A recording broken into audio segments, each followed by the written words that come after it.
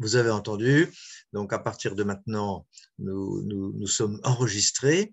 Bon, comme petite introduction, ce que je voudrais dire, c'est que cette conférence est la deuxième de l'année 2022 que le Centre Teilhard de Chardin organise dans son séminaire Écologie intégrale.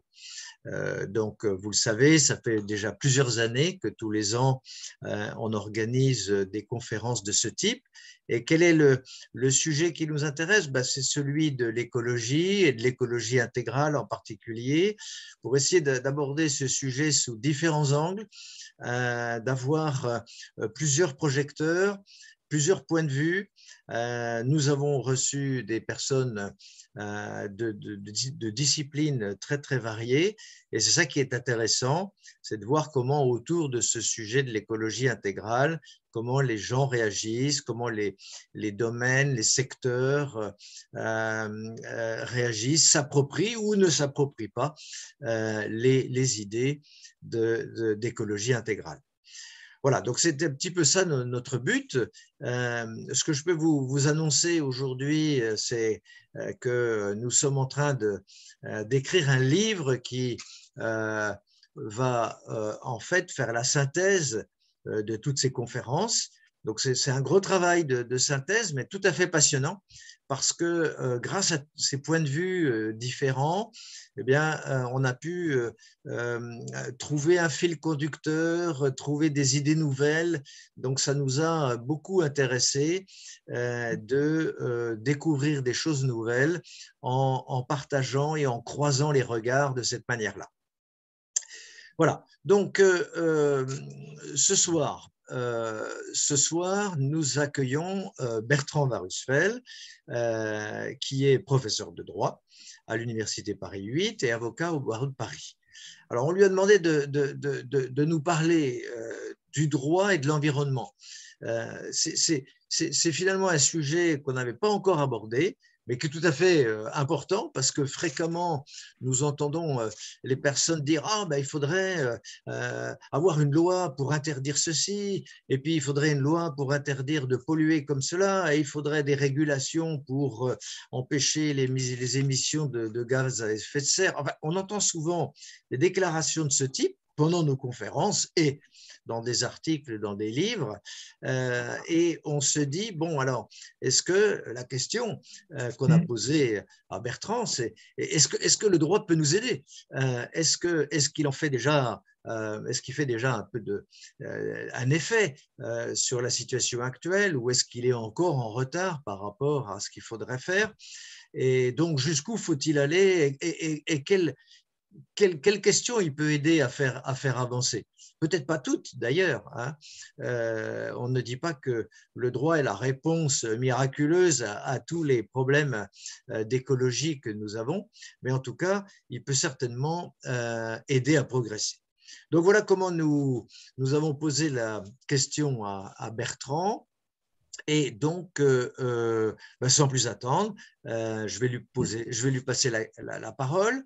Peut-être juste dire une chose, c'est que il va parler et il marquera des pauses de façon à ce que on ait la possibilité d'interagir avec lui, de poser des questions. Vous pouvez le faire par l'outil de discussion de Zoom, ou bien en ouvrant votre micro, vous pourrez vous exprimer au moment où on vous le signalera. Voilà pour les règles, si je puis dire, du jeu.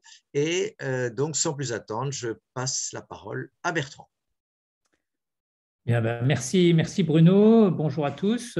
Merci de m'inviter à ce séminaire d'écologie intégrale de Teilhard de Chardin.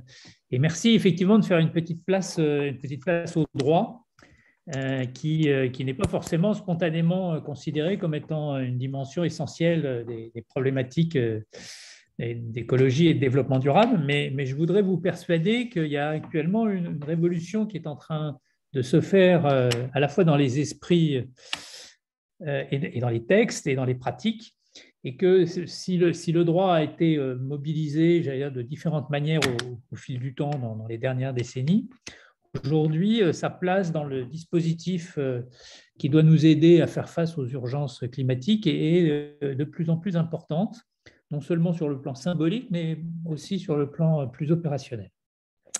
Alors, peut-être en introduction, comment le droit est rentré dans tout cela. En fait, on se trouve devant des questions, les questions environnementales qui nécessitent que l'on mène plusieurs batailles. Alors, bien évidemment, il y a une première bataille qui est déjà très, très engagée, auquel d'ailleurs les travaux de votre séminaire contribuent, c'est la bataille de la conviction. Plus nous serons ensemble convaincus par les résultats scientifiques aujourd'hui assez incontestables prédisant les évolutions climatiques, et plus nous aurons une synergie forte entre citoyens sur les orientations à mener, plus la transition écologique, la transition énergétique se fera facilement. Également, on recherche également des outils d'incitation parce que la conviction ne suffit pas. On sait bien que chacun étant éventuellement bousculé dans ses habitudes, dans ses pratiques, dans son mode de fonctionnement, eh bien, a besoin d'être incité pour faire changer ses habitudes et éventuellement pour accepter un certain nombre de contraintes qu'il n'avait pas jusqu'à présent. Et puis, justement, vraisemblablement, on aura besoin, peut-être face à l'urgence, de prendre un certain nombre de mesures difficiles et de mesures qui, effectivement, seront d'une certaine manière coercitives, au moins pour certains d'entre nous. Donc, comment naviguer entre conviction, incitation, coercition? Eh bien, le droit, dans sa globalité, le droit est finalement, dans nos sociétés libérales, dans nos sociétés démocratiques, le droit est finalement le seul instrument qui permet de faire tout cela un petit peu en même temps. Le droit est évidemment un outil de coercition lorsqu'il faut appliquer une règle générale et obliger ceux qui ne s'y conforment pas à le faire. Mais le droit est aussi, j'essaierai de le montrer sur quelques exemples, un outil d'incitation et peut également aider à ce que, j'allais dire, une certaine synergie d'idées et d'esprit se manifeste. Et donc, pour vous en convaincre, en fait, je me suis dit que le plus simple, peut-être, était de regarder sur les dernières décennies, j'ai presque envie de dire sur les 50 dernières années, parce que les choses sérieuses ont commencé dans les années 70 et nous sommes dans les années 2020, comment dans toutes ces décennies, finalement, s'est constitué progressivement un domaine juridique, au départ très spécialisé et maintenant beaucoup plus transversal, qu'on a nommé assez vite le droit de l'environnement et qui aujourd'hui est en train de changer de nature. Et donc, je voulais vous montrer que au fur et à mesure du temps, il s'est enrichi et il s'est, si j'ose dire, bonifié et transformé. Et disons, pour simplifier, puisque la pédagogie est toujours une forme de simplification, j'ai résumé cela en 3 temps que vous voyez, je pense, à l'écran. Un premier temps qui sont les débuts, finalement, du droit de l'environnement, où ont été mis en place des réglementations environnementales relativement sectorielles et où on s'est préoccupé principalement de lutter contre les grands accidents environnementaux que sont les grandes pollutions. Et puis, dans un deuxième temps, nous verrons qu'un peu plus récemment, une affirmation politique et juridique des grands principes du droit de l'environnement a été rendue nécessaire à tel point que ces préoccupations ont été inscrites dans la Constitution française. Et est apparue à côté de cela une notion déjà plus large qui est la notion de développement durable. Et puis enfin, troisième temps, nous terminerons par là, bien sûr, aujourd'hui, eh bien, nous sommes dans la bataille de l'urgence climatique et nous sommes en train de passer, me semble-t-il, du droit de l'environnement au droit à l'environnement, c'est-à-dire que les citoyens ont une demande forte pour que la société leur offre un environnement sain et durable.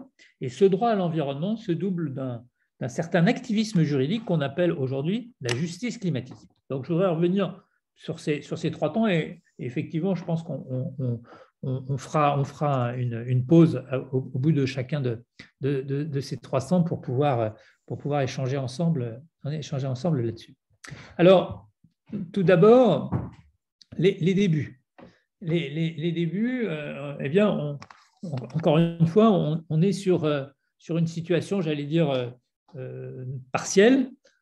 on constate que des événements susceptibles d'affecter le milieu naturel se produisent, des pollutions maritimes, les fameuses marées noires, des accidents industriels. Pensons à l'usine de Seveso qui explose dans les années 70 en Italie, des craintes dans différents domaines de l'activité économique et industrielle dangereux. Et donc, on va avoir pour la première fois une politique de prévention et de sanction qui a pour but d'éviter, si possible, que ces pollutions puissent se produire ou qu'elles aient un impact négatif sur l'environnement et sur la société.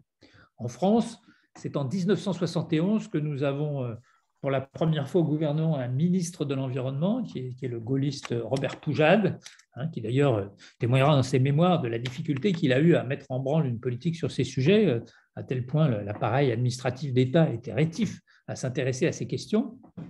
Mais ces années 70 sont aussi les années, encore une fois, de la découverte et du traitement juridique, notamment des grandes pollutions, avec donc un certain nombre de grands incidents. J'ai cité la catastrophe de Seveso en 1976 en Italie, mais également les marées noires. La première marée noire importante, c'est la marée noire du Torrey Canyon en 1967, qui donnera lieu à un procès qui ne débouchera pas tellement. Et puis, événement qui va être un peu l'événement phare de la période, suite à la marée noire de l'Amoco-Cadiz en 78 sur les côtes bretonnes, eh bien, les communes bretonnes vont prendre des avocats et vont décider d'agir contre la Standard Oil, qui est la société pétrolière américaine qui était, j'allais dire, par le biais de filiales interposées, le responsable du pétrolier et le responsable de la cargaison de pétrole qui a été déversée sur les côtes bretonnes. Et coup de poker, ils décideront d'aller faire condamner Standard Oil aux États-Unis, ce qu'ils arriveront à faire après une bataille assez longue, puisque, si ma mémoire est bonne, la décision finale de la Cour d'appel de Chicago interviendra en 1992. Mais ces expériences très, très, très fortes et très difficiles, évidemment, vont avoir un certain nombre de conséquences, notamment en France, pour prendre, j'allais dire, à bras-le-corps les questions environnementales, et va apparaître un premier principe, qui reste aujourd'hui d'ailleurs dans notre droit, qui est le principe dit du pollueur-payeur. Le pollueur-payeur, c'est un principe juridique, mais c'est aussi un mécanisme économique. Celui qui, effectivement, de par sa faute, cause un dommage à l'environnement, eh bien, doit être celui qui doit réparer ce dommage, non seulement le dommage des personnes qui vont être touchées, mais éventuellement, on appellera ça le dommage écologique, les effets négatifs que l'accident en question aura eu sur le milieu naturel concerné. Cette notion de pollueur-payeur apparaît dans cette période des années 70 et va devenir l'un des premiers fondements du droit de l'environnement. Alors, à côté de cette mobilisation du droit pour sanctionner, réparer les pollutions, l'État s'engage également dans une politique de prévention, ce qui est logique, et notamment en 1976 est mis en place une réglementation qui, là encore, existe toujours aujourd'hui, qui est intégrée dans le Code de l'environnement, qu'on appelle la réglementation des installations classées pour l'environnement. Cette réglementation des installations classées pour la protection de l'environnement, eh bien, c'est la réglementation qui impose à tous les établissements industriels eh bien, de se déclarer auprès des autorités publiques, notamment des préfectures, et suivant le niveau de dangerosité des produits et des process qui sont mis en œuvre, eh bien, ils sont obligés soit d'obtenir des autorisations particulières et en tout cas de mettre en place un certain nombre de mécanismes préventifs de suivi et de prévention des accidents industriels. Et la catégorie supérieure des des entreprises soumises à cette classification, c'est les entreprises qu'on appelle Seveso, justement, en souvenir de la catastrophe italienne, où, bien évidemment, on avait constaté a posteriori que l'usine chimique qui avait eu l'accident, etc., n'avait pas été configurée, j'allais dire, pour pouvoir prévenir ce type d'accident. Donc, se met en place une première manière de voir les questions environnementales et de les voir essentiellement, j'allais dire, comme un domaine à préserver des accidents, un domaine à préserver des catastrophes, et donc qu'il convient de préserver à la fois par des mesures de prévention dans quelques secteurs dangereux, dans quelques secteurs sensibles, et par ailleurs de prévoir des mécanismes de réparation si l'accident survient néanmoins. Cette première époque du droit de l'environnement, bien évidemment, va donner lieu à des outils que nous utilisons encore aujourd'hui. Le principe du pollueur-payeur est inscrit dans le Code de l'environnement français, et bien évidemment, les mécanismes de la réglementation, la police administrative spéciale, comme disent les juristes, des installations classées pour la protection de l'environnement, créées en 1976, reste parfaitement valable aujourd'hui et a été renforcée à de nombreuses reprises par différents textes. Mais à l'époque, et si je parle du côté, j'allais dire, de la corporation juridique, ces questions environnementales sont vues un petit peu par, je ne vais pas dire le petit bout de la lorgnette, ce serait péjoratif, notamment à l'égard de mes collègues universitaires qui sont spécialisés dans ces sujets-là dès cette époque, ou certains avocats qui ont plaidé ces affaires, mais disons, c'est une vision très limitée, et notamment c'est une vision qui est assez loin de la notion d'écologie, et a fortiori la notion d'écologie intégrale telle qu'on la discute aujourd'hui dans votre séminaire. C'est-à-dire qu'on ne voit pas du tout encore que ces questions environnementales vont bien au-delà de la prévention de la pollution, et que c'est en réalité l'ensemble de l'équilibre de notre milieu naturel et de notre relation avec le milieu naturel qui est en cause et qu'il faut gérer. On en est là plutôt à gérer, j'allais dire, les accidents, les incidents de parcours, et c'est logique parce que dans les années 70, début des années 80, on est encore sur la fin de ce qu'on a appelé les 30 glorieuses, on est encore dans un modèle extrêmement industriel, et donc, bien évidemment, l'idée même de remettre en cause ce modèle industriel n'est pas du tout partagée, même s'il y a eu au début des années 70 le fameux rapport du Club de Rome, qui prédit l'arrêt de la croissance, la nécessité d'arrêter la croissance, mais en dehors de ces visions radicales, le consensus politique et social en France, comme dans la plupart de nos pays, c'est de continuer dans la voie de l'industrialisation de la France et simplement de prendre quelques mesures de précaution dans quelques secteurs sensibles où effectivement il faut éviter des accidents fort dommageables, et donc se doter d'un certain nombre de mécanismes préventifs sectoriels et limités. Mais l'idée qu'il faudrait avoir un droit écologique qui, j'allais dire, prendrait en compte la totalité des dimensions de nos interactions avec les milieux naturels est quelque chose qui est absent de cette première étape. Bien évidemment, ça va changer relativement vite, et comme je l'ai dit, mais on va en parler tout à l'heure, dans les périodes qui vont suivre, à partir des années 90-2000, on va au contraire prendre conscience du côté écosystémique de toutes les problématiques, du fait que toutes ces questions sont reliées entre elles, et que les liens entre le modèle économique, le modèle social et nos relations au milieu naturel sont interconnectés. Et cela, bien évidemment, va à ce moment-là faire changer de dimension le droit de l'environnement. Voilà peut-être quelques premiers éléments, j'allais dire, sur, non pas la préhistoire, mais sur les premières étapes du droit de l'environnement tel qu'il était perçu, encore une fois, il y a une quarantaine d'années.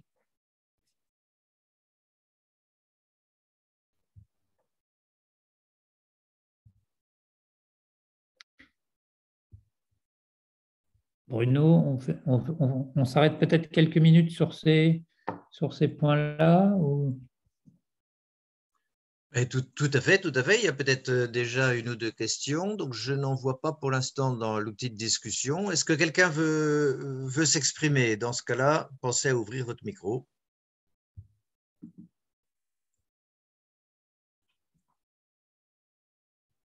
Alors, moi j'avais une question peut-être en attendant. Euh, Tu as parlé de sanctions et de réparation finalement. Alors, on comprend assez bien la réparation. Bon, si on a pollué des plages, il faut nettoyer et payer tous les frais, etc. Et en quoi consistent les sanctions dans l'idée de pollueur-payeur? Alors, il y a deux sanctions. La réparation est en elle-même quelque part une sanction, hein, notamment quand on essaye de faire payer, encore une fois, non seulement le préjudice des hommes, mais également, je veux dire, le préjudice qui a affecté le milieu naturel. C'est ce qu'ont obtenu en partie les avocats des communes bretonnes lors du procès de la Mococadie, c'est que non seulement on paye pour le nettoyage des plages, comme tu viens de dire, mais également qu'il y ait une certaine somme qui soit versée par le pollueur à titre de réparation pour le fait qu'il a abîmé les côtes bretonnes, qu'il a défiguré un certain nombre de paysages, qu'il a empêché pendant plusieurs années certaines communes du littoral d'accueillir des estivants, qu'il y a des gens qui ont pendant plusieurs mois ou plusieurs années vécu à proximité de plages qui sentaient mauvais et qui étaient noires de pétrole. Donc tout cela, c'est une réparation qui est autant morale que matérielle, et c'est déjà une sanction. En parlant en termes techniques, je dirais que c'est une sanction civile. Mais bien évidemment, la sanction, c'est aussi la sanction pénale. Et donc, on va voir se développer, je ne rentre pas dans le détail parce que c'est un petit peu technique, mais on va voir apparaître dans le code pénal, dans des textes comportant des dispositions pénales, des infractions spécifiques qui sont liées aux atteintes à l'environnement. Alors, le pénal, comme vous le savez, la réparation est différente, ce sont des amendes, ce sont éventuellement des peines de prison, et c'est surtout, j'allais dire, la sanction, réputationnelle. Hein. Celui qui est condamné au pénal, eh bien, quelque part, voit son image affectée par cette tâche qui consiste à avoir été traîné devant le tribunal correctionnel et condamné pour avoir été jugé responsable de la commission d'un certain nombre d'infractions.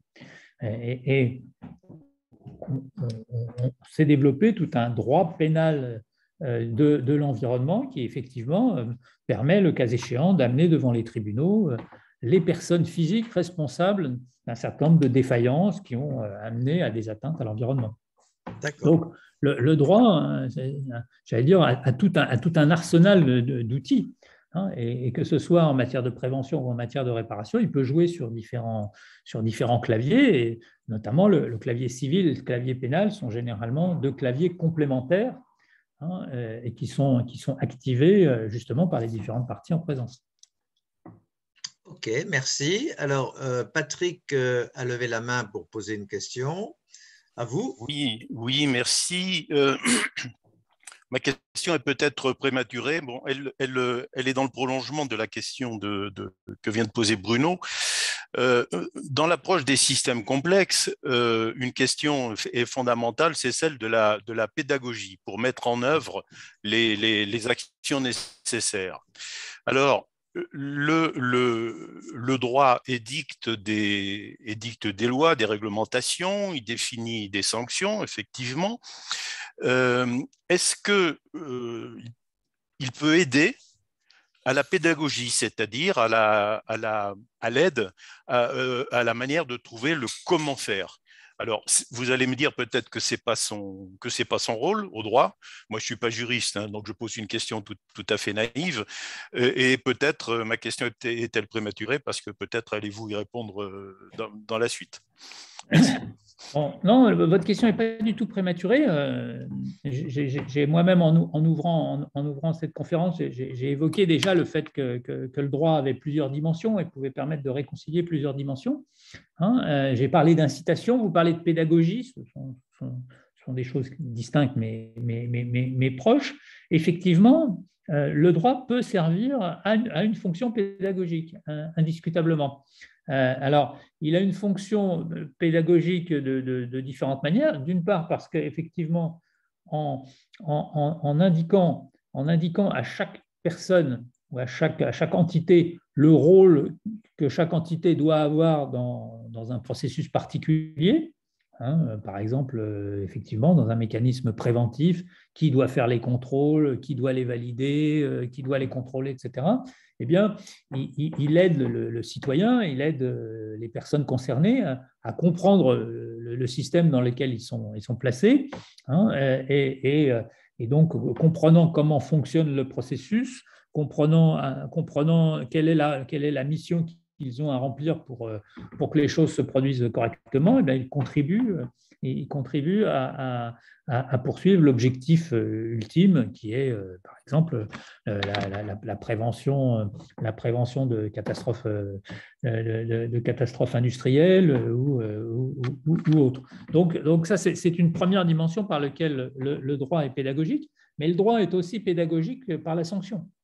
C'est-à-dire que si je pense que le jour où les Bretons et même les Français ont lu dans leur journal que la Standard Oil, qui devait être à l'époque la 3e compagnie pétrolière mondiale, avait été condamnée par le tribunal de Chicago pour ne pas avoir pris les mesures de précaution nécessaires s'agissant de leur pétrolier qui s'était écrasé sur un rocher à Port-Salut, eh bien, ça a eu un effet non seulement de satisfaction, mais beaucoup de gens ont compris ce qu'il ne fallait pas faire, ce qu'il ne faudrait pas refaire. Et d'ailleurs, aujourd'hui, il y a moins de marées noires comme on les a connues dans les années 70 et 80. Toutes sortes de mécanismes, à la fois dans la circulation maritime, mais aussi dans la sécurité des bateaux et des cargaisons, fait qu'aujourd'hui, ce type d'accident est beaucoup plus rare.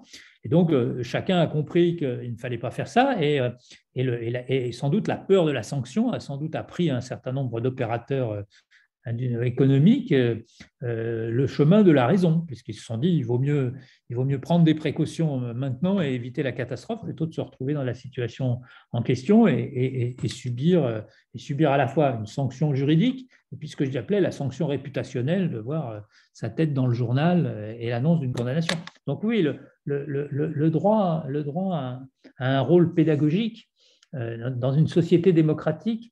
Le droit doit être intelligible, le Conseil constitutionnel nous le dit, il n'y a pas de droit sans intelligibilité. Donc, chaque citoyen, sans être un juriste professionnel, doit être capable de comprendre la norme et ça doit l'aider, j'allais dire, à comprendre le rôle qu'il doit avoir dans la société. Merci. J'avais bien compris que la sanction avait une fonction pédagogique, mais elle est un petit peu négative. Mais ce que j'ai apprécié, c'est que vous avez commencé par dire que le droit était incitatif. Et ça me paraît beaucoup plus positif. Je crois que dans nos domaines, en plus, environnementaux et écologiques, la dimension incitative est presque plus importante que la dimension répressive.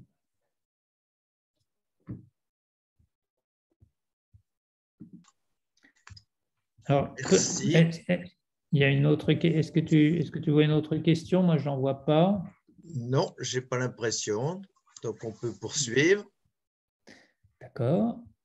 Alors, donc, on va progresser un tout petit peu dans le temps, mais on va surtout progresser, j'allais dire, dans l'appréhension et dans la compréhension des choses. Finalement, dès les années 90, un certain nombre de choses se sont mises à bouger et qui vont aller effectivement dans le sens de donner une place beaucoup plus centrale aux questions environnementales, à la fois sur le plan politique et sur le plan juridique. Alors, sur le plan juridique, j'ai mis sur la slide quelque chose qui est généralement pas relevé, qui est méconnu par beaucoup, parce que jusqu'à présent, ça n'a pas eu d'application pratique, mais en termes symboliques, c'est important, qui est que lorsque, en 1992, la France a adopté, le Parlement français a adopté son nouveau code pénal. Le code pénal, c'est un texte qui a été écrit sur la demande de Napoléon Bonaparte, qui est sorti en 1810. Et jusqu'en 1992-94, on vivait avec le code pénal napoléonien. On avait évidemment beaucoup modifié, réformé, etc. Mais c'était quand même toujours le code pénal napoléonien. Et un certain nombre d'articles d'origine se retrouvaient encore dans ce code. Puis, il a été décidé de faire table rase et d'écrire un code pénal pour le XXIe siècle, si j'ose dire. Et donc, ce texte a été voté en 1992 et est rentré en vigueur en 1994. Et c'est le code pénal actuel. Pendant quelque temps, on l'a appelé le nouveau code pénal. Et puis un jour, on a considéré qu'il cessait d'être nouveau. Et c'est maintenant notre code pénal depuis déjà donc, plusieurs décennies. Et lors de l'adoption de ce nouveau code pénal, il a été défini à l'intérieur de ce code une liste de ce que le code appelle les intérêts fondamentaux de la nation. Les intérêts fondamentaux de la nation, c'est vraiment les questions majeures qui concernent la collectivité nationale et qui font l'objet d'une protection pénale particulière, notamment s'ils sont affectés par des agissements venant notamment, par exemple, de puissances étrangères. Donc, on y retrouve la prévention de l'espionnage, des ingérences étrangères dont on parle beaucoup actuellement. On peut y rattacher le terrorisme, on peut y rattacher différentes choses. Eh bien, pourquoi je vous en parle? Parce que dans cette liste qui est donnée par l'article 410.1 du Code pénal, c'est une liste des intérêts fondamentaux de la nation, eh bien, le législateur, le Parlement, a voulu qu'on parle également de l'équilibre du milieu naturel de la nation. Donc, l'équilibre du milieu naturel français est considéré comme l'un des intérêts fondamentaux de la nation auxquels qu'il faut protéger par le droit et qui, s'il était gravement affecté, pourrait donner lieu aux sanctions les plus sévères que connaît le Code pénal. Donc, c'est intéressant.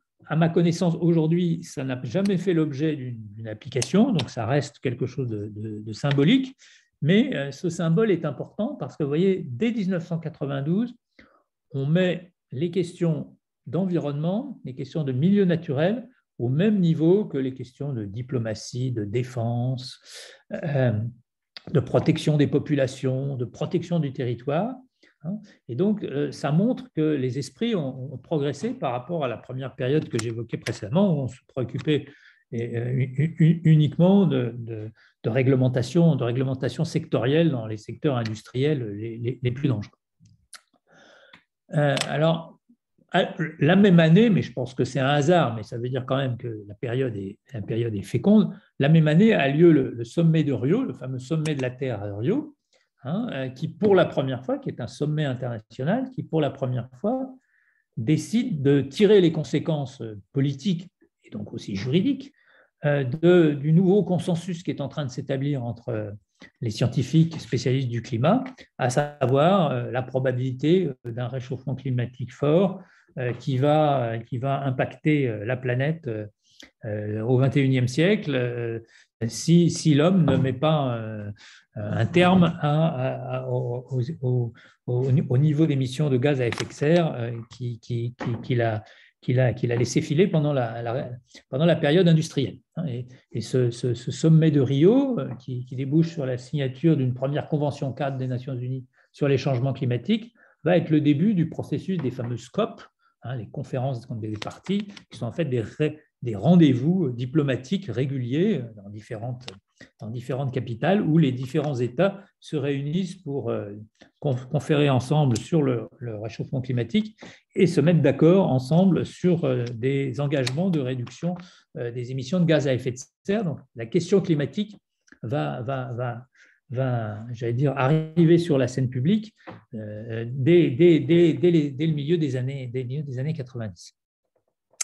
Un peu plus tard, la France décidera d'adopter une grande loi sur l'environnement, qui sera la loi Barnier, du nom du ministre de l'Environnement de l'époque, qui a été ensuite le commissaire européen et le fameux négociateur du Brexit.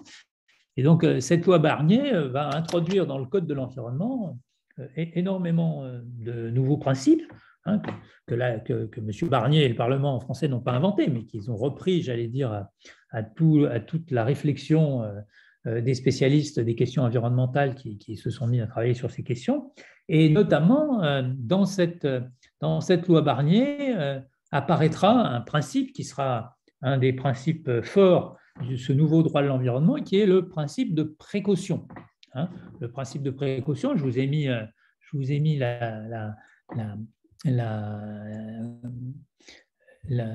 sa définition que donne le Code de l'environnement, donc à partir du texte de la loi Barnier de 1995. Hein, l'absence de certitude compte tenu des connaissances scientifiques et techniques du moment ne doit pas retarder l'adoption de mesures effectives et proportionnées visant à prévenir un risque de dommages graves et irréversibles à l'environnement à un coût économiquement acceptable.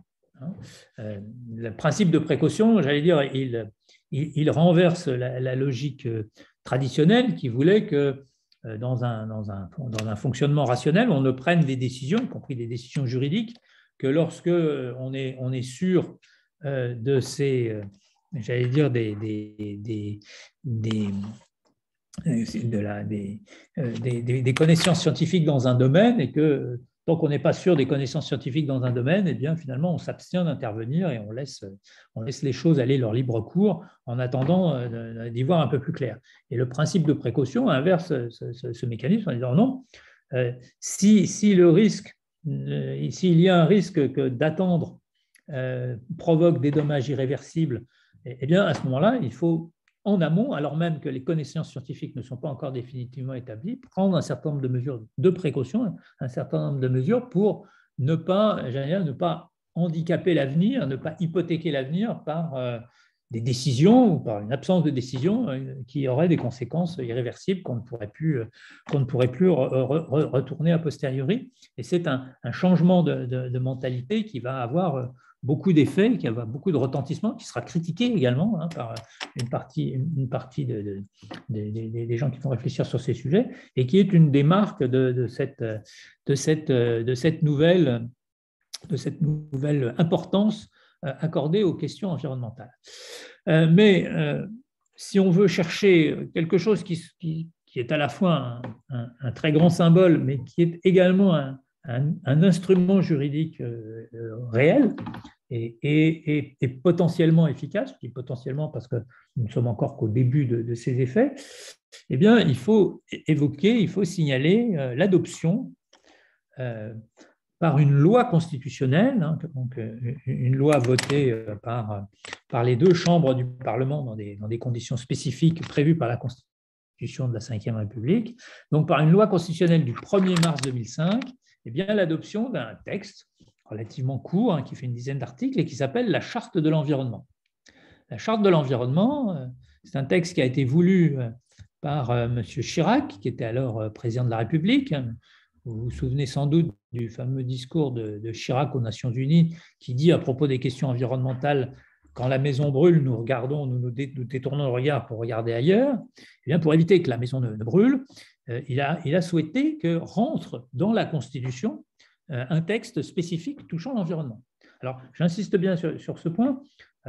La Charte de l'environnement est un document distinct de la Constitution de 1958. Ce ne sont pas des articles qu'on a rajoutés dans la Constitution, mais c'est un texte qui participe, j'allais dire, à ce qu'on appelle le bloc de constitutionnalité, c'est-à-dire l'ensemble des dispositions constitutionnelles dont le respect est assuré par la Constitution et notamment par le Conseil constitutionnel.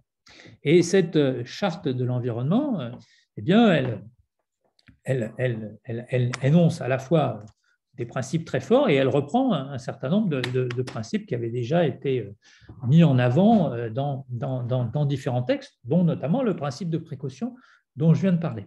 Le premier article de cette charte de l'environnement dit tout simplement: chacun a droit de vivre dans un environnement équilibré et respectueux de la santé.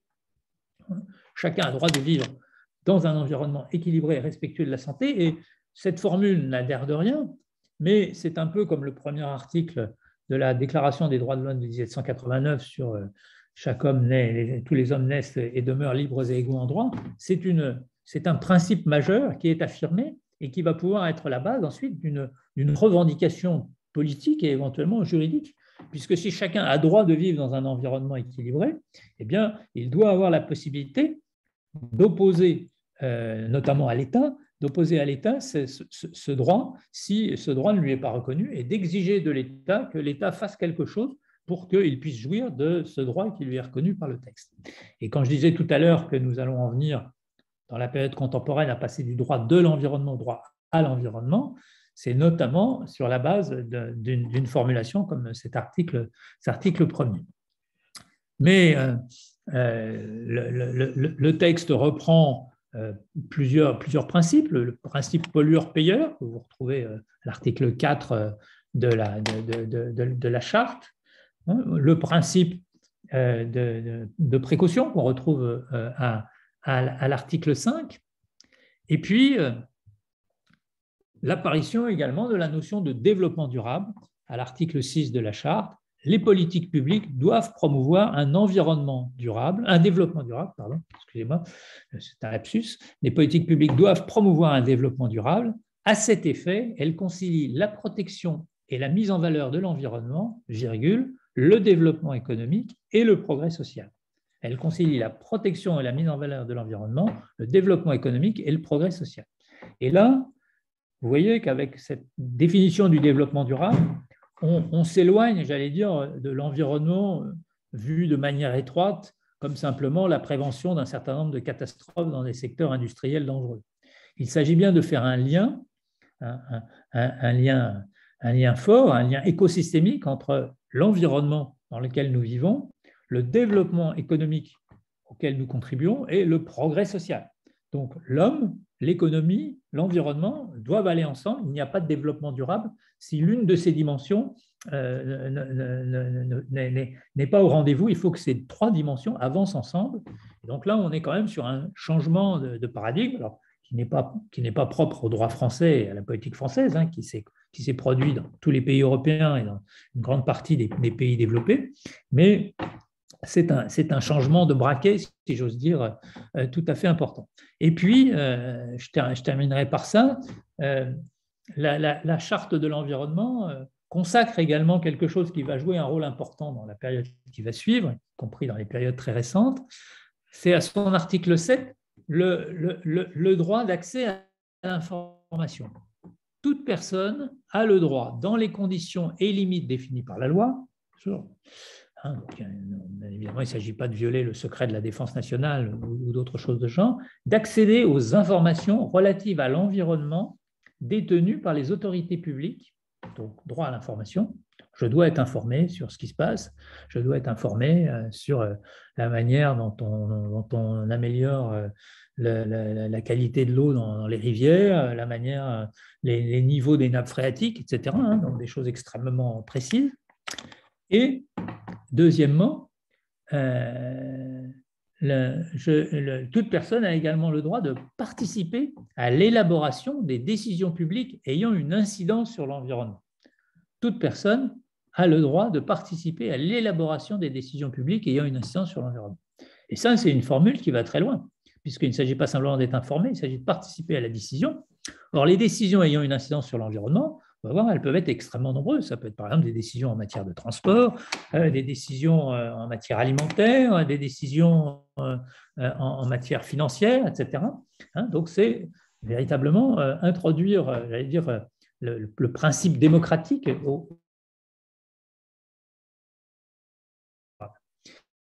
Cette charte de l'environnement a bien évidemment d'abord une valeur symbolique, puisque réunir l'ensemble du Parlement pour voter une loi constitutionnelle et adopter cette charte de l'environnement, c'est une manière de consacrer aux yeux du public et aux yeux du monde également que la France a décidé de mettre les questions environnementales au plus haut niveau de son agenda.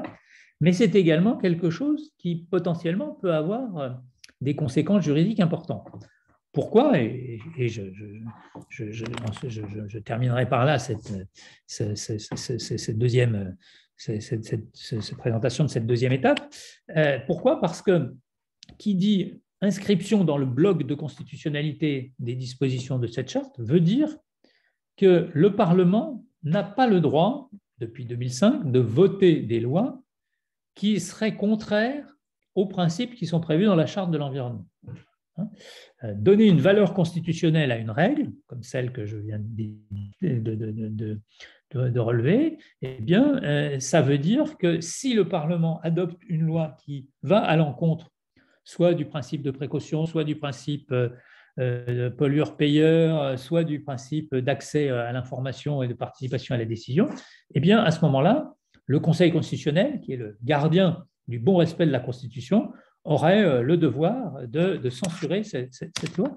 C'est donc quelque chose qui peut avoir une garantie importante, et peut-être une garantie importante en garantissant à nos citoyens que, quel que soit le gouvernement ultérieur qui soit aux affaires, et quelle que soit la majorité parlementaire qui soit aux affaires, eh bien, ils ne pourront pas prendre des dispositions qui iraient frontalement à l'encontre de ces grands principes. Alors,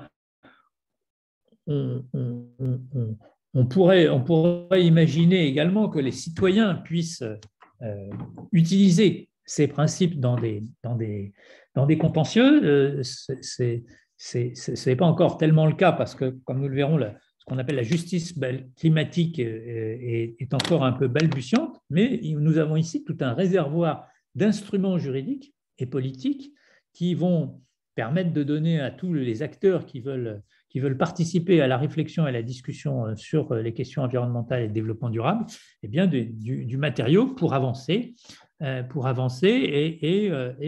pour garantir le fait que la communauté nationale avance bien vers l'objectif de développement durable et de la transition écologique. OK. Nous faisons une deuxième série de questions. Bertrand? À ta disposition. D'accord. Alors, dans la salle, est-ce que quelqu'un veut s'exprimer? Roland, allez-y. Je vois Roland, oui. Bonjour, merci pour ces informations extrêmement intéressantes. Alors, vous venez de parler de l'utilisation éventuelle par des citoyens. Est-ce que c'est quelque chose qui est impossible à mettre en œuvre ou est-ce qu'il est possible de le mettre en œuvre par des associations, par exemple, qui souhaiteraient mettre le doigt sur un point qui n'a pas été relevé ou par le Conseil constitutionnel ou par l'Assemblée ou par des forces d'opposition à certains lobbies, par exemple? Alors, je vais en parler parce que je vais donner quelques exemples tout à l'heure, effectivement, de procédures, de procès qui ont été tentés en France dans les dernières années et qui, effectivement, visent à obliger l'État à tenir, par exemple, un certain nombre d'engagements en matière environnementale qu'il a pris et qu'il ne respecte pas forcément. Donc, on est déjà au début de ce processus. Alors, en ce qui concerne la Charte de l'environnement elle-même, pour l'instant, le Conseil constitutionnel a pris une position, j'allais dire, un peu défensive, que pour ma part, je n'approuve qu'à moitié, mais c'est sans doute une position de prudence, qui est que le Conseil constitutionnel considère que la Charte de l'environnement peut être utilisée comme référence lorsque le Conseil constitutionnel est amené, après le vote d'une loi à l'Assemblée ou au Parlement, à exercer son contrôle, mais qu'en revanche, au jour d'aujourd'hui, les citoyens ne peuvent pas utiliser la Charte de l'environnement pour soulever l'inconstitutionnalité d'une loi. Autrement dit, en utilisant un terme plus technique, pour l'instant, on ne peut pas utiliser les dispositions de la Charte de l'environnement à l'appui de ce qu'on appelle une QPC, une question prioritaire de constitutionnalité. Vous savez que depuis 2010, les citoyens peuvent soulever devant les tribunaux la contrariété entre une loi et la Constitution, mais seules certaines dispositions constitutionnelles peuvent être utilisées. Et à ce jour, le Conseil constitutionnel dit que les dispositions du code de la Charte de l'environnement ne peuvent pas servir de base à ces QPC. Je pense que c'est une position un peu de prudence. Le Conseil constitutionnel avait sans doute peur qu'il y ait une multiplication de procédures dans le domaine et qu'il soit un petit peu dépassé par les événements. J'ai tendance à penser que peut-être il reverra sa copie et que les citoyens pourront non seulement faire des procès devant par exemple les tribunaux administratifs, mais pourront également saisir directement le Conseil constitutionnel de l'application de la Charte de l'environnement. Ça fait partie, je pense, des choses qui seront possibles sans doute dans quelques temps. Ok, merci. Oui, pourrais-je poser un complément à propos de cette question? L'affaire du siècle, récemment, Oui, a obtenu la je vais en dire un mot de condamnation l'affaire de du l'État siècle. français. Oui. L'affaire du siècle, ça se place dans ce cadre ou dans un autre Non, cadre? alors, justement, l'affaire du siècle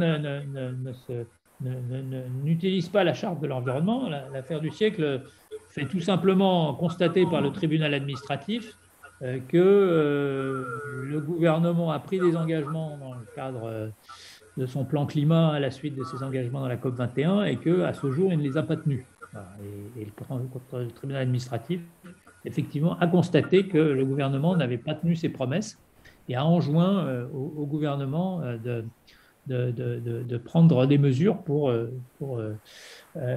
être en conformité avec les engagements qu'il a pris au niveau international. D'accord. Merci. Autre question? Je crois qu'il y a quelqu'un qui a… Alors, moi, j'avais une question, une question double au sujet du principe de précaution. Est-ce que c'est quelque chose qu'on trouve dans beaucoup de pays comparables à la France, évidemment? Et deuxième question, c'est est-ce que ce principe de précaution n'a pas finalement des effets pervers assez graves dans un excès de prudence, dans un excès de précaution surtout? C'est-à-dire, est-ce que ça n'impacte pas les mentalités en général et donc nous paralyse un peu? Alors, le principe de précaution, c'est un des grands principes du droit de l'environnement au niveau international. Donc, beaucoup de pays s'y réfèrent et la doctrine juridique au niveau international s'y réfère constamment. Donc, je pense qu'on peut considérer que c'est quelque chose qui est assez largement reconnu, en tout cas dans nos pays démocratiques. Voilà. Donc, on n'est pas du tout les seuls, notamment en Europe, au sein de l'Union européenne. Le principe de précaution est tout à fait reconnu et constitue, encore une fois, un des piliers du droit de l'environnement.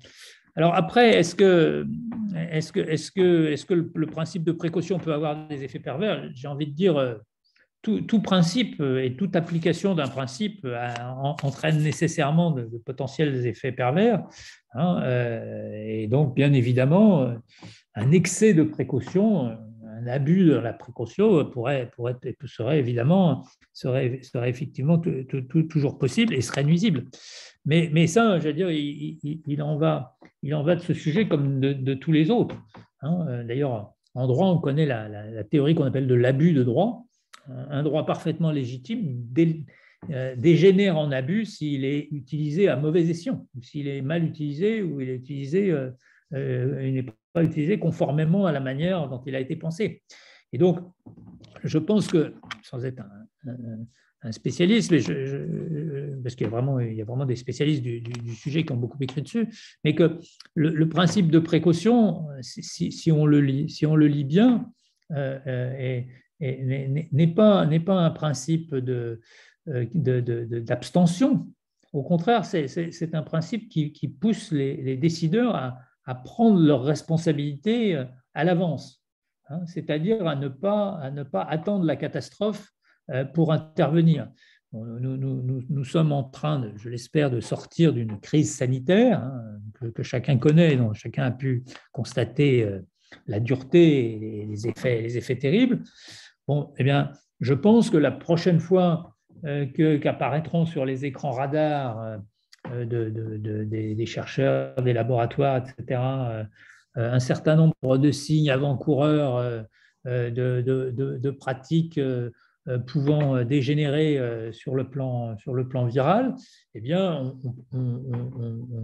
on interdira peut-être certaines choses ou on adoptera peut-être certaines mesures préventives qui permettront de faire en sorte que soit la prochaine crise sanitaire n'ait pas lieu, soit elle soit suffisamment encadrée et suffisamment anticipée pour que ses effets soient réduits. Dans la situation actuelle, vraisemblablement, on le saura a posteriori, mais vraisemblablement, on a manqué un peu de vigilance parce que il y avait un certain nombre de gens qui disaient depuis assez longtemps qu'il y avait des éléments avant-coureurs qui pouvaient laisser penser qu'un jour on aurait ce type de pandémie, et finalement on a laissé glisser et on en a récolté les fruits relativement amers. Donc le principe de précaution, à mon avis bien compris, ça consiste à ce qu'on agisse pour prévenir d'éventuels risques, d'éventuels dommages, avant même qu'on ait la démonstration scientifique définitive de l'effet dommageable. Et ça, c'est plutôt un principe de bon sens et un principe de bonne gestion. Et encore une fois, vous l'avez vu, il est dit que on doit prendre en compte également le niveau économiquement acceptable. On doit dans le code, dans l'article 5 de la Charte de l'environnement que j'ai sous les yeux, on parle de l'adoption de mesures provisoires et proportionnées afin de parer à la réalisation du dommage.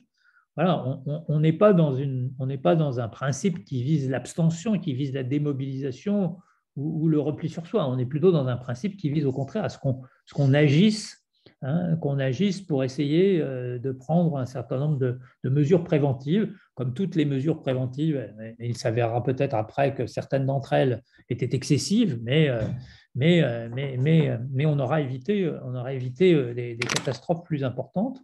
Donc, je ne pense pas que le principe de précaution soit véritablement condamnable en lui-même, notamment en ce qui concerne le fait qu'il découragerait la prise de risque. Je pense qu'au contraire, si on veut prendre plus de risques, on doit prendre plus de précautions. Si je veux partir pour escalader l'Everest, je vais sans doute prendre plus de précautions pour faire cette expédition plus risquée que si je veux simplement traverser le coin de ma rue.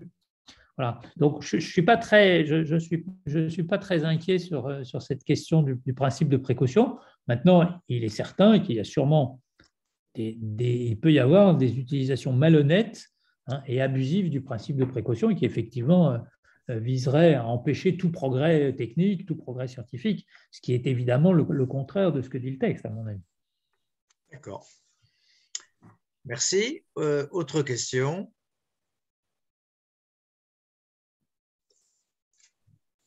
Oui. Benoît?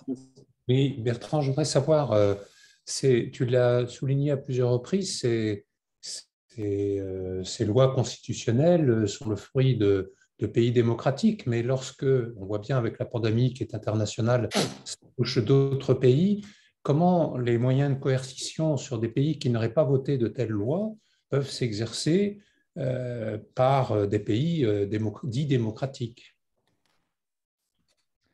Alors là, tu poses une question sans réponse.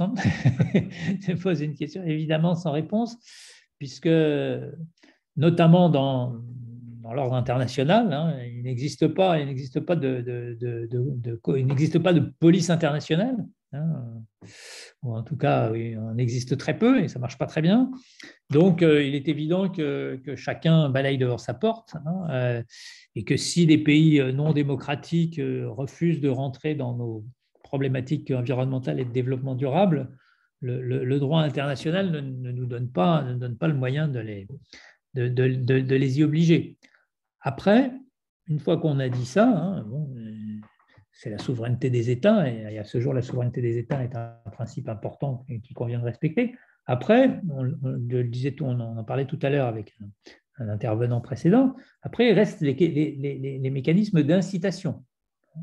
Et donc, si tu te trouves face à un État qui ne veut pas rentrer dans ta problématique, mais qui par ailleurs a le souci de ses intérêts, on peut peut-être lui faire comprendre que s'il fait un pas vers nous, par exemple en matière de développement durable et de lutte contre le réchauffement climatique, nous, on fera un pas vers lui en acceptant des conditions de commerce international plus favorables, ou bref, en l'incitant par une compensation sur un autre terrain où cet État pourrait avoir besoin de nous. C'est un peu comme ça que marche le bargaining international. Hein.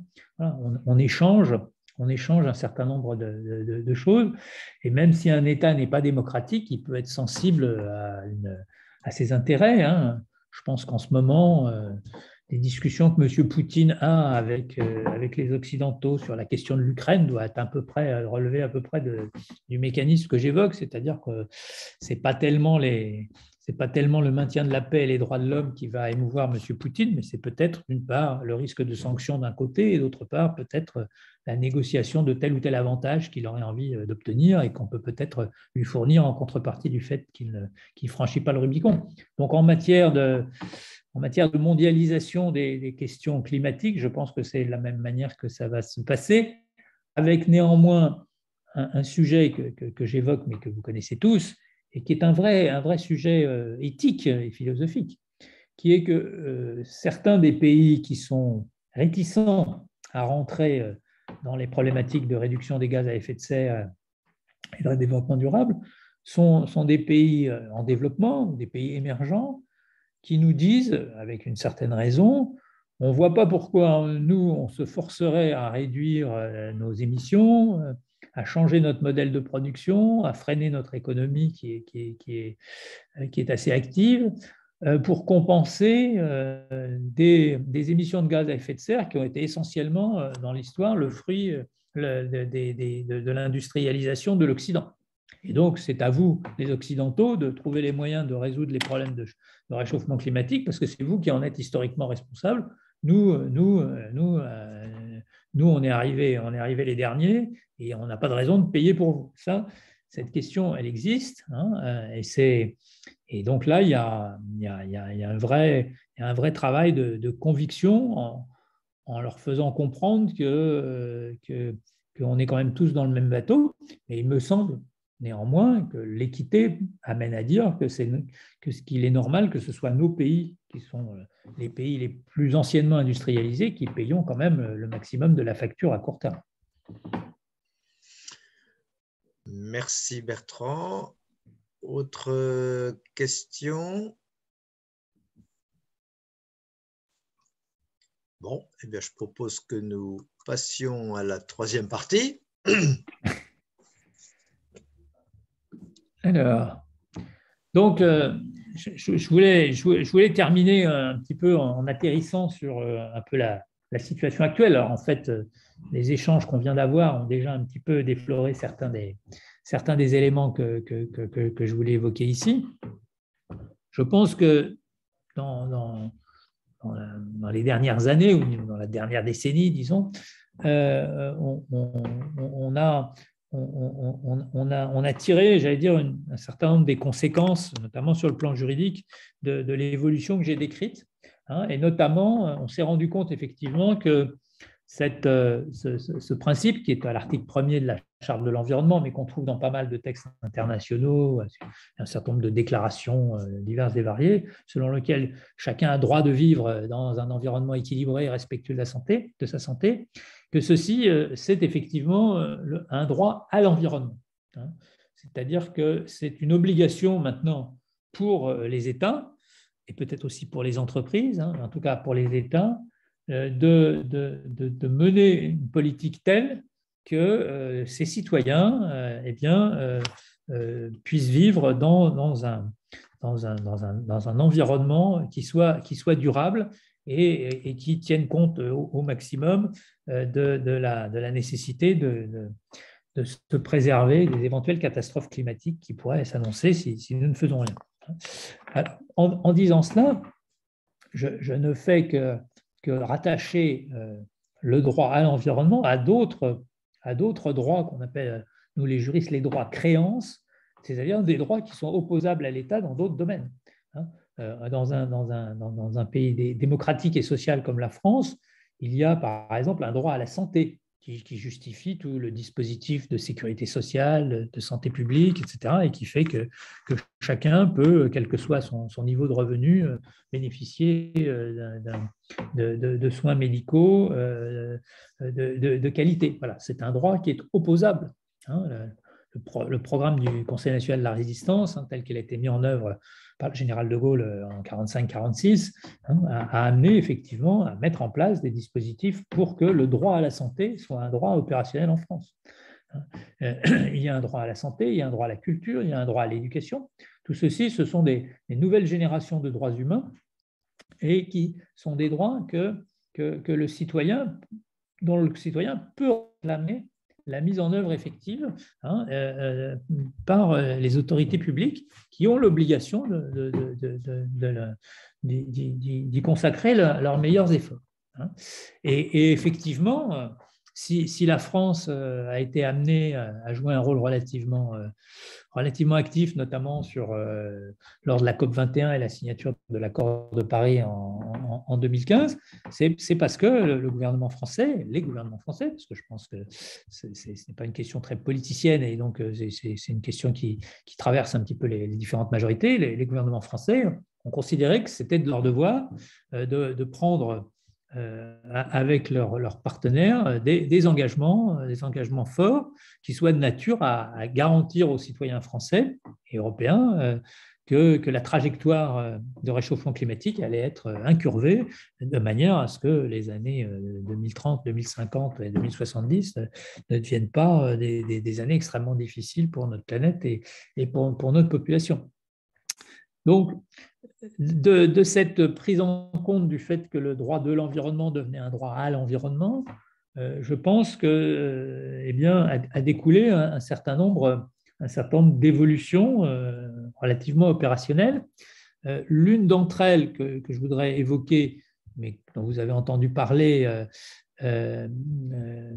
lorsqu'elle s'est produite, c'est que en 2019, j'ai mis 20, c'est pas 2109, c'est 2019 sur le transparent. J'ai cliqué trop vite sur mon slide.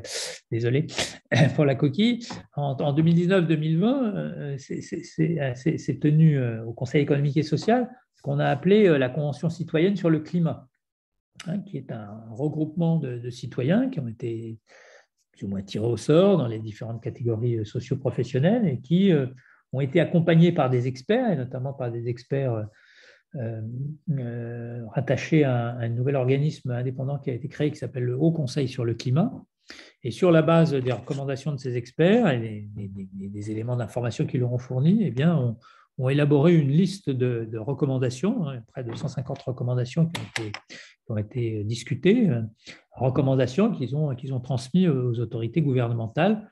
Le président Macron s'était engagé à ce que le législateur reprenne une partie de ses idées, et effectivement, une partie de ses propositions a été transformée en engagement législatif.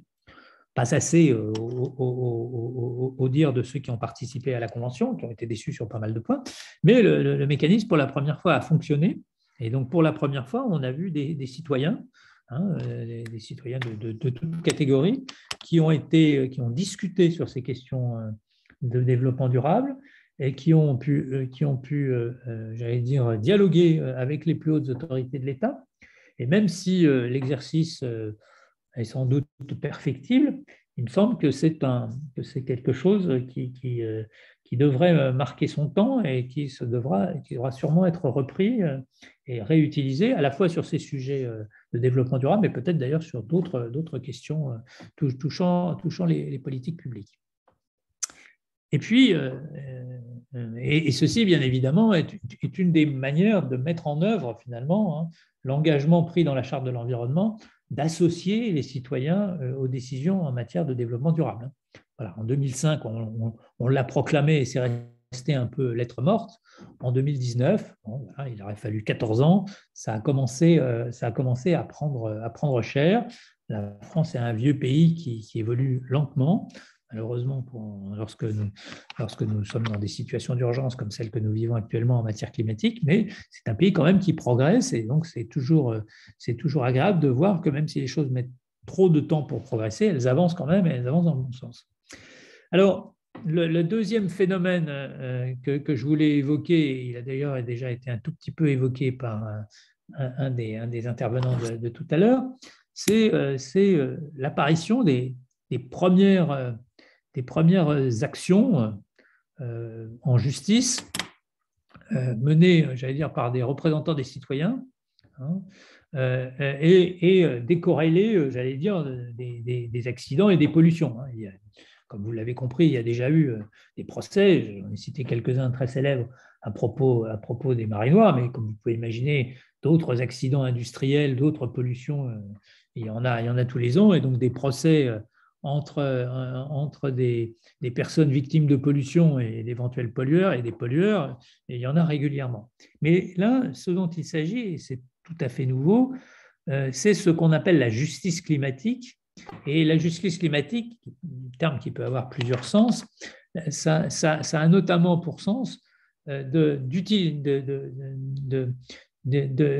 l'utilisation par des citoyens, par des associations, hein, des outils juridiques pour en fait obliger, mettre, j'ose dire, l'État au pied du mur et l'obliger à mener des politiques plus ambitieuses en matière environnementale. Alors, ceci a commencé, enfin, plutôt les premiers résultats de ces procédures un peu particulières ont commencé en Europe en 2019 avec un arrêt de la Cour suprême des Pays-Bas qui a imposé au gouvernement néerlandais de prendre de nouvelles mesures en matière de réchauffement climatique, parce que la Cour suprême a été convaincue par un certain nombre d'experts que la politique que le gouvernement avait décidé de mettre en œuvre était insuffisante par rapport aux enjeux du réchauffement climatique. Et en France, ça s'est traduit notamment par deux actions. Deux actions. Une action dont il a déjà été fait mention qu'on appelle l'affaire du siècle. L'affaire du siècle, vous pouvez mettre toutes sortes de guillemets, c'est la formulation un petit peu cosmétique, un petit peu communicationnelle que les associations qui ont agi ont donné à cette action. Ils ont appelé ça l'affaire du siècle. Et du coup, tout le monde a retenu cette formule qui est assez drôle. Et donc, l'affaire du siècle a donné lieu à deux jugements successifs du tribunal administratif de Paris. Et puis une autre procédure qui est la procédure engagée par la commune de Grande-Sainte, qui est une commune du Pas-de-Calais, qui a effectivement saisi le Conseil d'État et fait condamner l'État pour ne pas avoir pris des mesures suffisamment efficaces en matière de lutte contre le réchauffement climatique. Je vous lis peut-être, je ne vous l'ai pas mis à l'écran parce que ça aurait été trop difficile à lire, mais je vous lis peut-être la conclusion, la décision, ce qu'on appelle le parsématif, le dispositif de l'arrêt du Conseil d'État du 1er juillet 2021 dans cette affaire Grande-Sainte. Il dit « Le refus implicite du Premier ministre de prendre toute mesure utile permettant d'infléchir la courbe des émissions de gaz à effet de serre produites sur le territoire national afin d'assurer sa compatibilité avec les objectifs de réduction des gaz à effet de serre fixés dans le Code de l'énergie, eh bien, ce refus implicite est annulé. » Donc, en gros, ça veut dire que le Premier ministre a eu tort de refuser d'accepter de prendre des mesures pour infléchir la courbe. Et article 2, il est enjoint au Premier ministre de prendre toute mesure utile permettant d'infléchir la courbe des émissions des gaz à effet de serre produites sur le territoire national afin d'assurer sa compatibilité avec les objectifs de réduction des gaz que la France a pris. Donc voilà le Conseil d'État, la plus haute juridiction administrative française, qui annule le refus du Premier ministre de prendre en compte les récriminations d'un certain nombre d'associations, d'un certain nombre de citoyens, on va dire, qui au vu des mesures gouvernementales qui ont été prises et des engagements que la France avait pris lors de la COP21 ont estimé que le gouvernement n'avait pas fait le nécessaire pour prendre des mesures à la hauteur des événements. Donc, c'est quelque chose, bien évidemment, qui pour l'instant relève encore du symbolique, parce que le Conseil d'État n'a pas la possibilité de faire voter les lois et les règlements qui obligeraient l'État à renforcer son action en matière de lutte contre le réchauffement climatique, mais c'est évidemment quelque chose qui est quand même assez caractéristique et qui a un retentissement potentiel dans la société qui peut être important.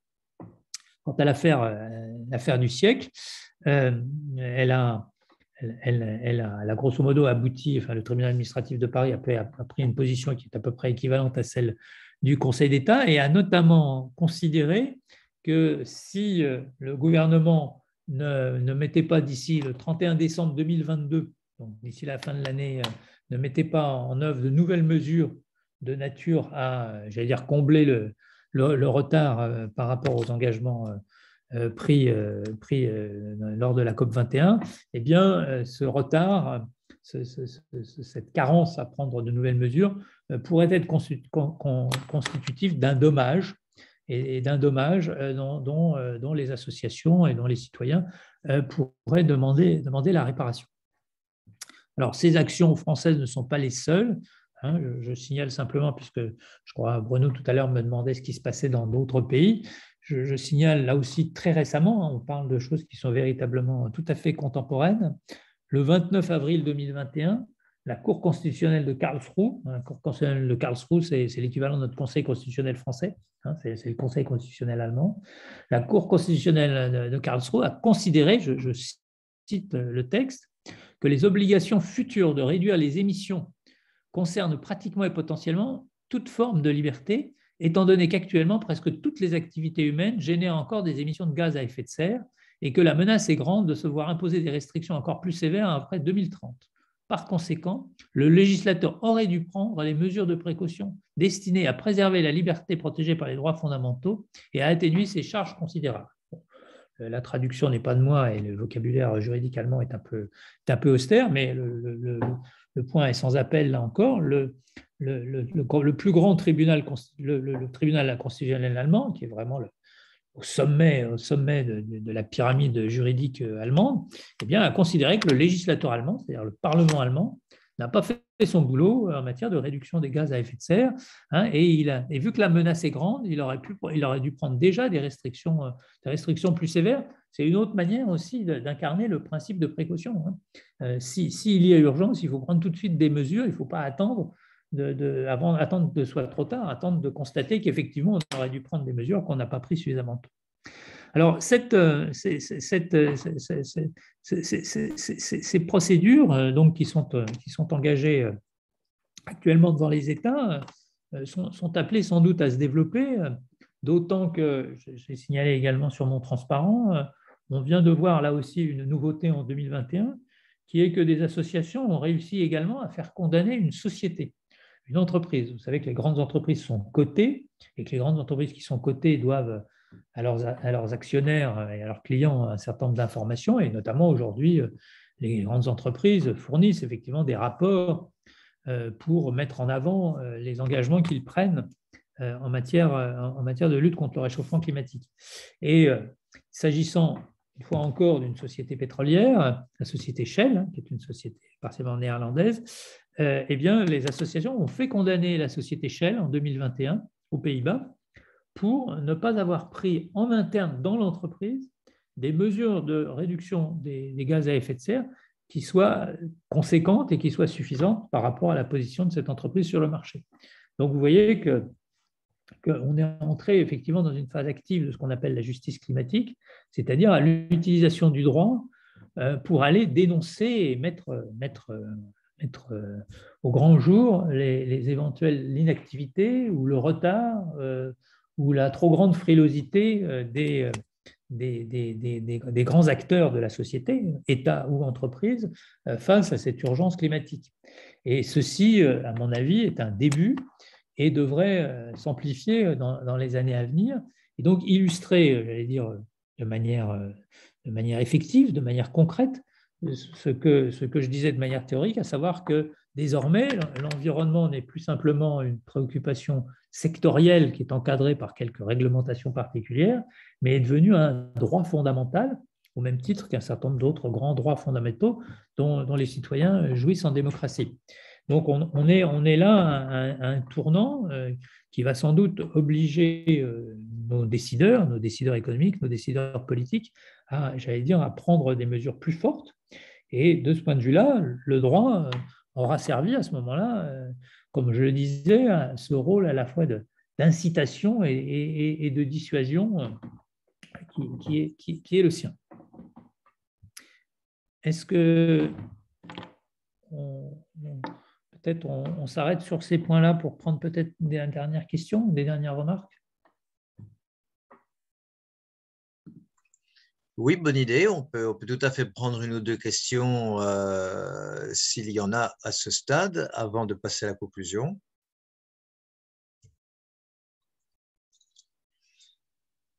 Alors moi j'en ai une, Bertrand. C'est en fait, on a un peu l'impression qu'avec cette justice climatique et les actions que peuvent faire des citoyens contre les États, etc., est-ce qu'on n'est pas un peu aux limites, quoi? Parce que finalement, à quoi ça sert, premièrement?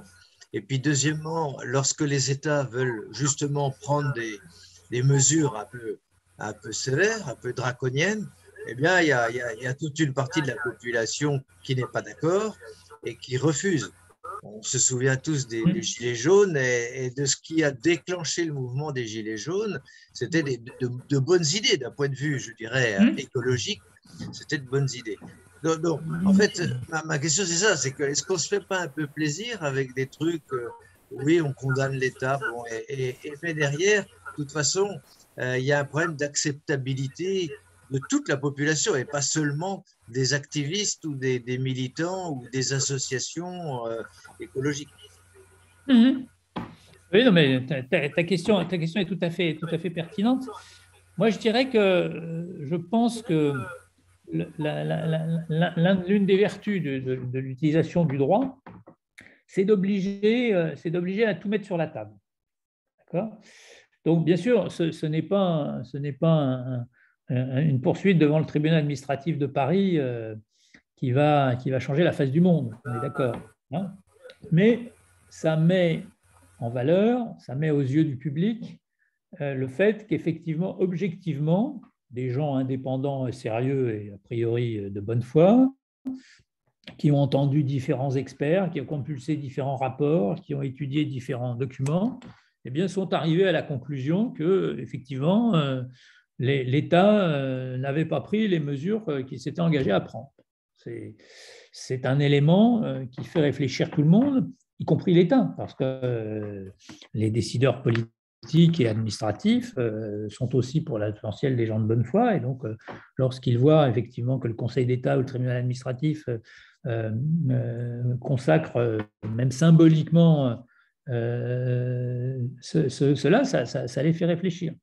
Alors après, comme tu viens de le dire, le fait de prendre des mesures éventuellement un peu fortes peut avoir pour effet qu'un certain nombre de catégories de la population critiquent, refusent, freinent. On pourrait citer également les bonnets rouges, les bonnets rouges bretons contre l'écotaxe quelques années avant les Gilets jaunes, tout cela.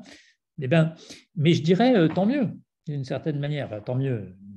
Je ne suis pas pour que les différentes catégories de la population rentrent en conflit les unes avec les autres, au contraire. Mais il vaut mieux mettre le problème sur la table. On a découvert effectivement au début de la crise des Gilets jaunes qu'il y avait effectivement des problématiques particulières dont il fallait tenir compte, qui concernaient effectivement les personnes vivant dans les zones rurales, qui utilisent beaucoup la voiture parce que c'est indispensable dans ces zones-là et que les moyens de transport en commun n'existent pas ou sont très insuffisants. Bien, du coup, leur réaction, quelque part, est compréhensible, voire légitime.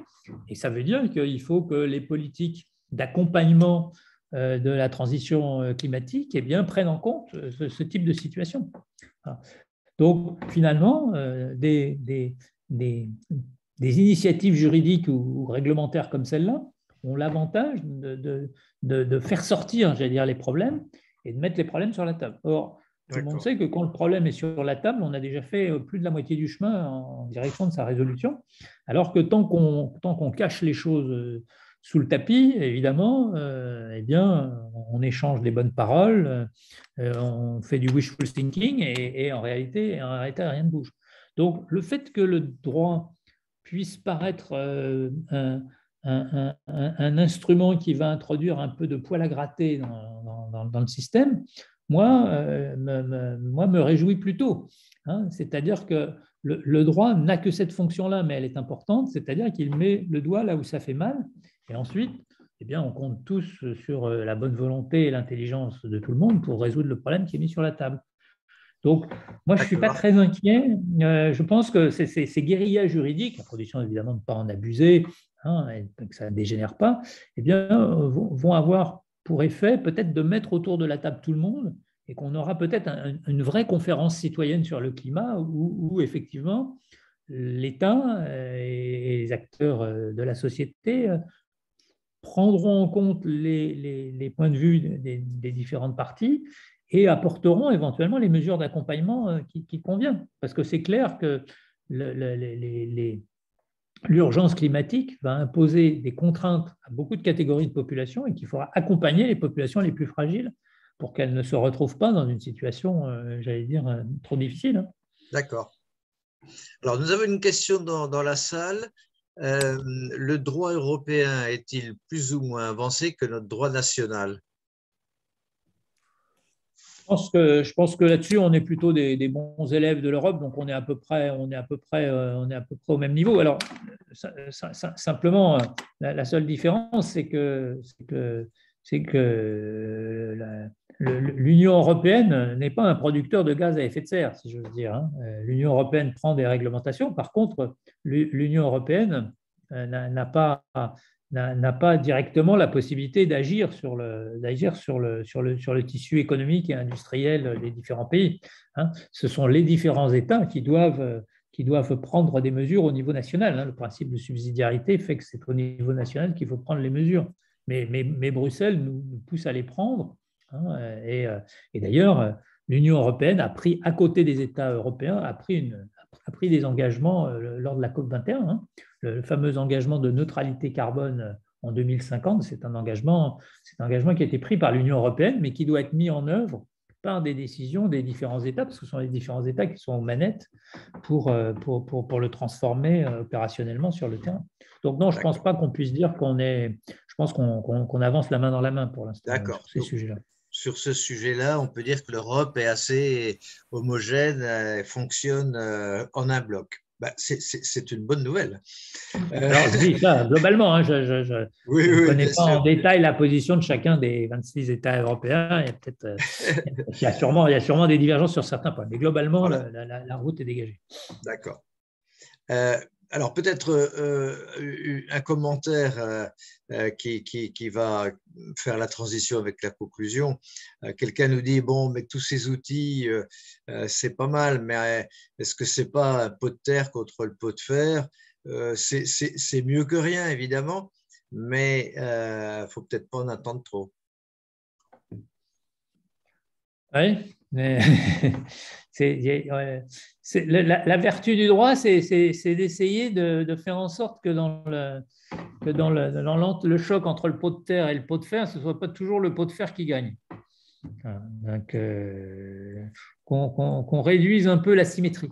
Hein. Dans l'affaire de la Moco Cadiz, la Standard Oil n'a pas été ruinée par les millions de dollars qu'elle a versés aux communes bretonnes, mais finalement, les communes bretonnes, du fait qu'elles ont fait pratiquement 12 ans de procédure, s'en sont sans doute quand même mieux sorties que si elles n'avaient rien fait. Et il y a eu une certaine égalité parce que les communes bretonnes et leurs avocats, au début, se demandaient si elles n'avaient pas pris trop de risques en allant à Chicago, hein, sur le territoire américain, au lieu du siège de la société américaine, et se demander si le juge américain n'allait pas les envoyer se faire voir purement et simplement. Hein. Et bien, Oui. finalement, grâce aux outils juridiques français et américains, à la qualité de leurs avocats, ils ont réussi quand même à obtenir quelque chose qu'ils n'auraient pas obtenu s'ils n'avaient rien fait. Donc oui, bien sûr, le pot de terre est toujours plus fragile que le pot de fer, mais le rôle du droit, justement, c'est d'essayer de réduire cette asymétrie et de donner des droits à celui qui est le plus faible. Voilà. Alors après, on peut aussi voir le commentaire sous un autre angle en disant est-ce que finalement toutes ces choses ne sont pas un peu des petites actions qui restent très très limitées par rapport aux problèmes planétaires que nous avons. C'est-à-dire qu'on revient un petit peu au débat de tout à l'heure sur comment les pays en voie de développement ou des pays qui n'ont pas envie d'entendre parler de tout ça, comment les convaincre pour bouger mondialement et non pas seulement bouger dans 3 pays d'Europe occidentale. Si on fait les choses très très bien dans 3 pays, bon, c'est un peu comme si on ne faisait rien. Oui, bah c'est vraiment un peu la question, c'est un peu vraiment la question du moment. Hein. Si effectivement nous réussissons à avoir un vrai débat démocratique dans nos pays pour définir une trajectoire de transition énergétique cohérente et efficace, voilà, et qu'on a un vrai soutien de la majorité de nos populations pour le faire. Ensuite, comme je disais tout à l'heure en réponse à une question de Benoît, ensuite, il faut aller dans l'arène internationale et négocier avec les autres États de la planète pour leur faire comprendre que comme on est tous sur la même planète, si tout le monde n'agit pas en même temps, finalement, ils finiront eux aussi par souffrir des effets pervers de ce réchauffement climatique et, Voilà. que finalement, il ferait mieux de prendre le train avec nous. Hein. Oui, tout à fait. Ouais. Et bon, Alors, il n'est pas dit qu'on n'y arrivera pas. Voilà, c'est ça.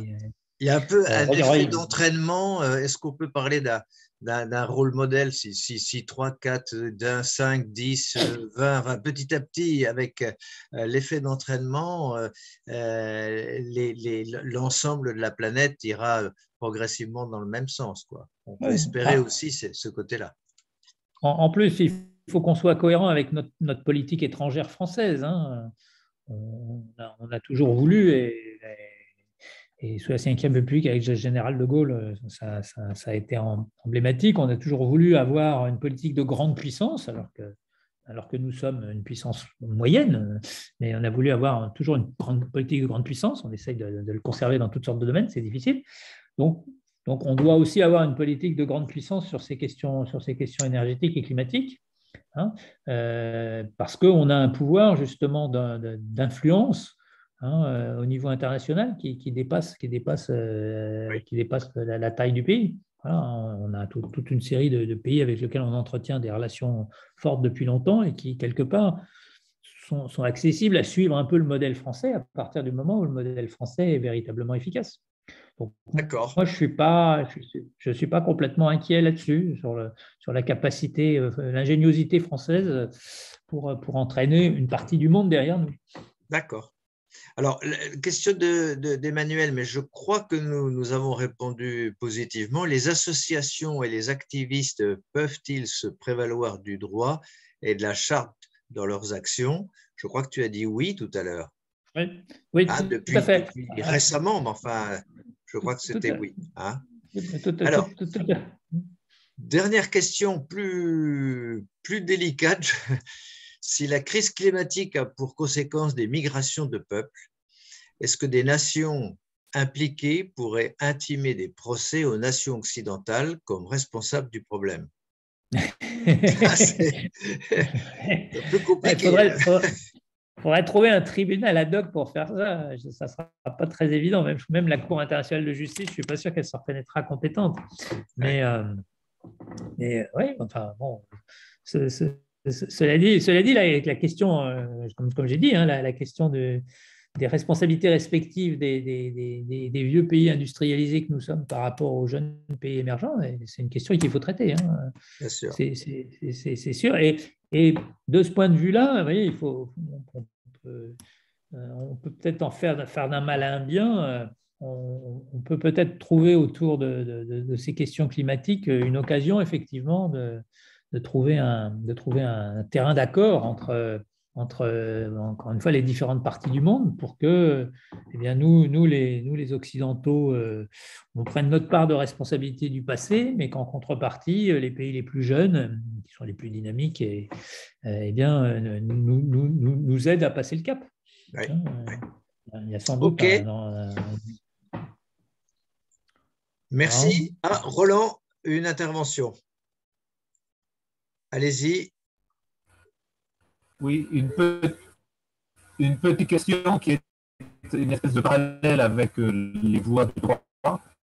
C'est les actions par boycott dont on avait beaucoup parlé à l'époque d'une plateforme pétrolière en mer du Nord où les Allemands avaient boycotté très fortement. Non, on ne vous comprend pas, Roland, ça ne marche pas. En question. C'est une affaire d'une plateforme en mer du Nord. Est-ce que le boycott Est-ce que le boycott peut... Est-ce que le boycott est autorisé par la loi? Bon. Est-ce que le boycott peut être une solution pour obliger les entreprises? Oui. C'est ça. Ouais. Alors, je ne sais pas si je réponds complètement à votre question, mais il existe et il va exister vraisemblablement de plus en plus également des actions collectives qui vont être intentées effectivement par des groupes activistes à l'encontre de sociétés qui effectivement, comme ce qu'on disait pour Shell, n'auraient pas accepté de prendre suffisamment de mesures allant dans le sens de la transition énergétique. Donc, on pourrait avoir. Alors, bon, le boycott, je pense que c'est le boycott par le client final, par le consommateur. Je pense que c'est surtout des choses symboliques.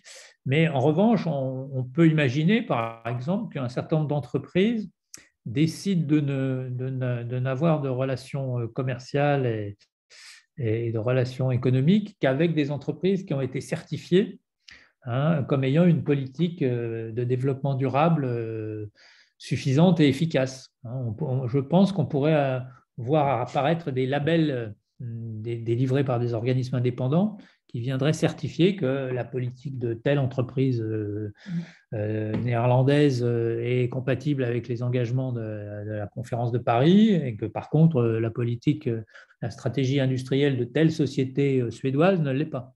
Et auquel cas, à ce moment-là, un certain nombre d'autres grandes sociétés pourraient dire, moi, je réserverai mes conditions économiques et financières les plus favorables uniquement aux sociétés qui ont été certifiées. Ça, ce sont des choses qui, à mon avis, sont possibles, qui donneraient sans doute lieu à des contentieux, parce que les sociétés qui seraient victimes de cette espèce de mise à l'écart ne seraient sans doute pas très contentes, mais je veux dire, sur un marché libre, liberté du commerce et de l'industrie, si je décide de vendre mes produits moins chers à la société qui a une politique de développement durable qui me plaît bien et de vendre les autres produits à un prix plus élevé à une société qui ne respecte pas les mêmes niveaux, bon, bah, sous certaines conditions, ça peut être licite et ça peut être une incitation. Ça peut être une incitation un peu forcée à faire bouger les récalcitrants. Donc, je pense qu'on aura peut-être un peu de guérilla économique autour de la mise en œuvre des objectifs du développement durable. Je pense que c'est possible. Merci. Bien, écoute, Bertrand, nous arrivons à la conclusion. Donc, nous te laissons. La conclusion, elle est déjà pratiquement faite en réalité. Je pense qu'on a échangé pas mal. Moi, je pense qu'effectivement, mais je ne voudrais pas que vous preniez ça pour un plaidoyer pro domo, mais je pense que le droit dans ces matières a un rôle à jouer, notamment parce que le droit est assez flexible. C'est-à-dire qu'on peut utiliser l'outil juridique de différentes manières. On peut l'utiliser de manière coercitive, mais on l'a vu, on peut l'utiliser de manière incitative, de manière dissuasive. de manière préventive. Et tous ces différents claviers, finalement, sont autant de touches sur lesquelles on peut appuyer. Et il me semble donc que d'un côté, il va y avoir de plus en plus d'utilisation d'outils juridiques pour accompagner les politiques de lutte contre le réchauffement climatique. Et d'un autre côté, c'est ce que j'ai mis en bas de mon transparent, qui n'est plus transparent, mais je gardais la vieille formule, que par ailleurs, il est à peu près certain que maintenant, tous les producteurs de droit dans tous les domaines vont devoir incorporer dans leur réflexion les questions des impacts environnementaux. Donc, lorsque le gouvernement va prendre une nouvelle disposition fiscale dans le cadre de la loi de finances de l'année prochaine, eh bien, il va se poser la question de savoir si la disposition fiscale qui va avantager tel ou tel type d'activité elle peut avoir des effets bénéfiques pour le développement durable ou au contraire aura des effets contraires. Voilà, je pense que dans tous les domaines, toute la production juridique va incorporer la prise en compte des éléments climatiques et environnementaux, et que donc c'est une nouvelle, c'est un peu un nouveau. Une nouvelle approche des choses.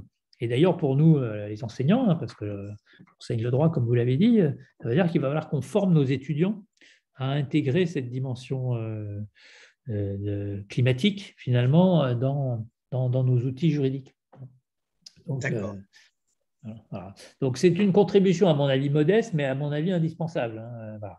Je pense qu'on ne pourra pas sortir par le haut de ces questions si on n'a pas une utilisation du droit qui soit forte et efficace. D'accord. Merci. Alors, je vois que Emmanuel a levé la main. Donc, à vous la parole. On a encore quelques minutes pour un dernier commentaire ou question. Bonsoir. C'est extrêmement intéressant comme conférence, mais ce que j'aurais voulu savoir, c'est que pour les associations et pour les activistes qui manifestent d'une manière ou d'une autre, est-ce que ceux-ci peuvent se prévaloir du droit, du code pénal et de la charte pour l'environnement? Alors, s'il vous plaît. Alors, tout à fait, bien sûr, le droit est fait pour tout le monde. Le droit est fait pour tout le monde. Les associations qui